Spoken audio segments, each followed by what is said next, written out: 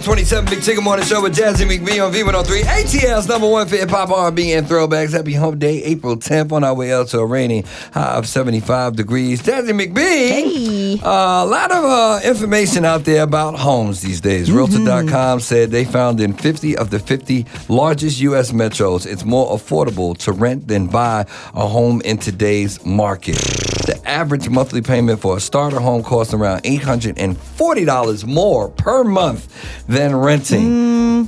When you couple that with Zillow's report that Atlanta monthly mortgage payments are up nearly 113% since 2020, I can understand why young people may not be wanting to buy a home and want to stay and rent. And for some insight and for your own questions at 404-726-WVEE, I would love to welcome in Mary Gill, host of Real Estate 101 on our sister station WAOK, nice. Saturdays noon to 3. Good morning, Mary. Good morning, Tigger. How are you? And also Benaisha Poole Watson, the CEO of Prime One Lending. Good morning. Good morning. Good morning. All right. What are the pros and cons for buying a home in Atlanta? Let's get to it. Let's go. All right. The pros is you still need to buy. You cannot allow what's happening in the market to push you out. And rents are up. I would probably say equally as much as mortgages. So I feel like, and this is what I typically talk about on my show, is that this is a contrived situation. It's manipulated to drive buyers out of the market and put them in all of these apartments that they're building these days. But I just really feel like even though interest rates are up and home prices are up, that we should still put forth an effort to buy, because if you're renting, you're not paying down any mortgage. You're not buying into equity. You don't have a future investment. So I feel like we should buy within our means. We should buy what we can, and we should be property and still be homeowners and property owners. Love it. Love it. Same question, Benaisha. I definitely agree. I always tell people you can either pay 100% and rent and get no return on your investment, or you can build equity and generational wealth by owning something, whether it's a duplex, a condo, a townhouse, a single family home, a commercial building, anything in the space of real estate. If you purchase it in this time and that we live in today, it's going to grow equity. And that's what's going to help you buy your next asset and also pass down to your generations. Absolutely. Now, we know the reality is everyone is trying to figure out this thing and trying to buy a home, right? And a lot of people may not qualify. So what are three most important things that will get someone ready to actually purchase a home? Okay, so I'm going to speak from the finance perspective, from a banking side. And so there are three things that you will need. And the most important thing is that people think that they don't have these things. Right. So number one is going to be your credit. First of all, unlock your credit when you come to a bank. Okay. Because we can't see anything if it's frozen. Okay. The lowest credit score we work with is a 580. Really? 580. People think you have to have a 700 to buy. You need to have a 700 to get the best rate. However, you can enter the door with a 580. Okay. Once you purchase the home, you can always restructure the loan, but you own the property at this point. Nice. The second thing is you have to have employment. Some form of income coming in. I need a job. You need a job, or you need some form of retirement. So as long as you have income coming in, so that could be your retirement money that you have. If you're on a fixed income, that is income. That is reportable income. Reportable income. I was about to say, because we have a lot of entrepreneurship. So how does that work? Okay, so I love this question because I'm pro-entrepreneur, because clearly we are moving into this space. Entrepreneurs can buy a home with as little as 3.5% down and just your bank statements and no tax return. Really? Wow. Yes. So you just have to prove the income in your bank. Like, you have to say, hey, this is the amount that I actually bring in. Now, do they have to have the balance in the bank account? Based on your deposits. So however you make money, if you're in the entertainment business and you're on television, maybe you get royalties, maybe you get a deposit every month, every quarter, every day. However you make money, those deposits are counted as income. And so we have a calculation system that we use, and we can qualify you up to $5 million just based on your bank statement alone with no tax returns. That is like a game changer. I love that. Okay, that's a game changer. You need a credit score. Credit you score. need income. What's the Income. third thing? You need to look at your debt to income ratio. Okay. So what does that mean, guys? We hear DTI, but a lot of people don't know what that means. It means debt to income ratio. Your debt to income ratio. Your debt is the bills that you carry. Your income is what you have coming in. So if you look at it as an ingoing arrow and an outgoing arrow, your outgoing arrow cannot be more than 50%. So limit your bills. Pay down some stuff. If you're in the process of buying a home, you'll want to see less than 50% on your debt to income ratio. And now you can process to your next step, which is owning a property. Love it. Absolutely. We got Benaisha Poole Watson, CEO of Prime One Lending, and Mary Gill on the real estate side from our sister station, WAOK.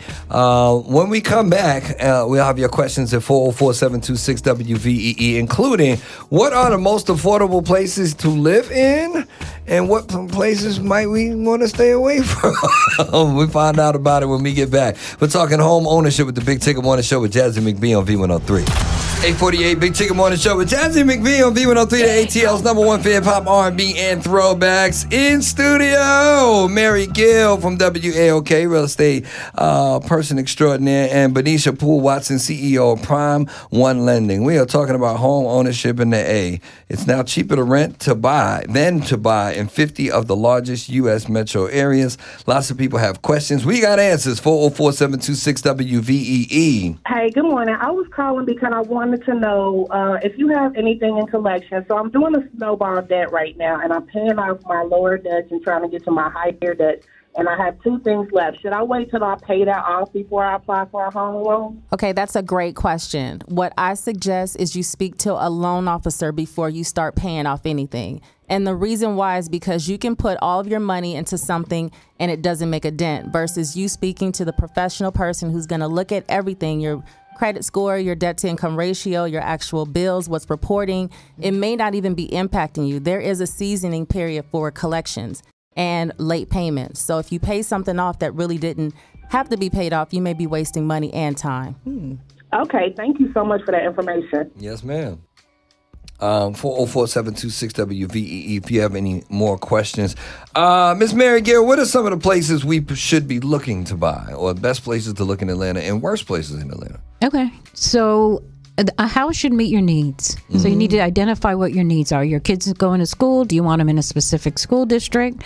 If that's not the case, do you want to be in close proximity to your job? There's a lot of factors that need to be considered. But if I had to pick in the metro Atlanta area a place where I would buy for investment purposes right now, and I say it all the time, but it would be Southwest Atlanta. Okay. Values are still relatively low. You can still get a house under $300, and you can renovate it.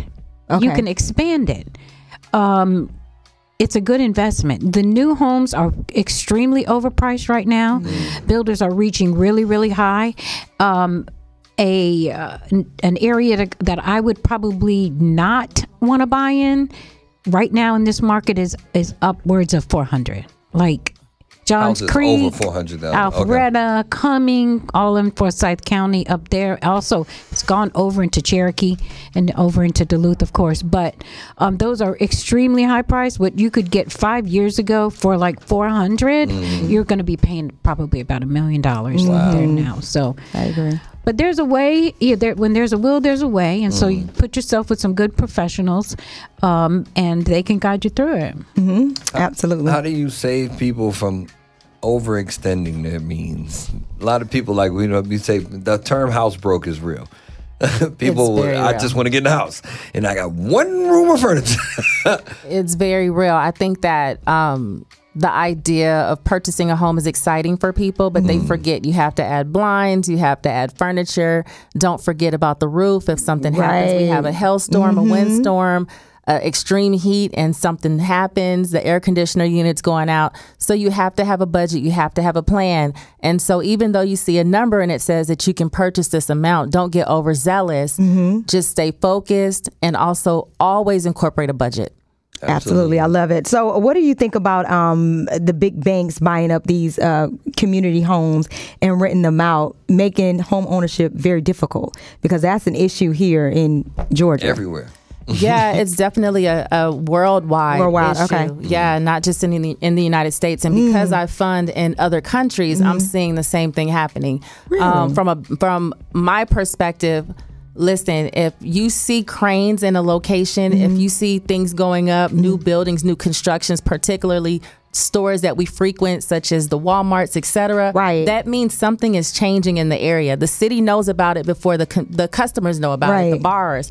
The city knows about it before the people who live in the city know about it. So if you see these things happening and the big businesses are buying up land, that means that they're doing it because they already have inside information. They know that things are coming. Right. So if you allow them to buy it and you miss out, that's just an opportunity that you miss. So I don't say that businesses shouldn't buy. Yeah, it is deterring the natural homeowner and putting them in a different position. But we have to be also smart too. We have to be strategic, and we're able to just do the same thing that they're doing. We may not do it at a grand scale, but because we have the ability, why are we taking ourselves out of the equation? Jump in. True. Jump in. Speaking of jumping in, Sky and Stockbridge, good morning. What's your question? My question is, when you're beginning the home buying process, a lot of loan officers don't want to work with you because your credit isn't up to par. So how do you find that loan officers that's willing to help you through this process to see you through beginning to end and not have any judgment? Like, I don't want to work with them because they're not prepared. Because I've run into that multiple times. I love what you just said. That is happening to a lot of people. The disparity in the minority community is 50% of our loans are denied. And that's just off the rip. They're not telling you that they don't want to work with you. They're showing you that they don't want to work with you. That's why I created Prime One Lending Group, Prime One Home Loans, a 100% minority-owned, veteran-owned, woman-owned business. And so when you come and you do business in places where you are celebrated, you are no longer on the side of just being tolerated. So be careful who you do business with. Let me see your receipts. If you don't call me back, I know that you don't want to work with me. It's not that hard for a loan officer to call you. We have a 20-minute touch time. If you don't talk to the customer within 20 minutes, if you're busy and you miss the call, that's something different. But if someone's just not giving you that energy, don't do business with them. There are places that want to do business with people that look like us. I have to say, you've always answered my call, girl. So I appreciate it. Thank you. Antonio in College Park, what's your question, bro? Yeah, so me and my better half are looking to buy a home. Financial-wise, we're up to par, but her credit is good, but my credit is shot. So how do I help with the process of, making it an easier process for us to buy a home? And will that affect us when it comes to buying a home? So your credit is not as good and hers is good, and you're asking, how do you help? Yes. How do I help? And will that affect her as far as going into the process of buying a home? Will that give us more setback? Okay, I love that question too, because that's actually really, really common. You have two people, their numbers don't look alike, someone's stronger, whether that's the man or the woman. Guess what? You can provide a gift to the person that you are buying with. Let's just say that you can't go on the loan because your credit score is below the standard. Provide a gift to that person. Every loan product that we offer receives a gift. So you technically don't have to be on the loan. You can contribute financially if they have a stronger credit score. You can help towards their down payment. You may not be able to change their overall number of what their purchase potential or their purchase power, but you can add and contribute to the down payment by providing a gift. Amen. Benaisha and Mary Gill, thank you for coming in this morning. No, very informative. Extremely informative. If they want to reach you, Mary, and they need to buy a crib.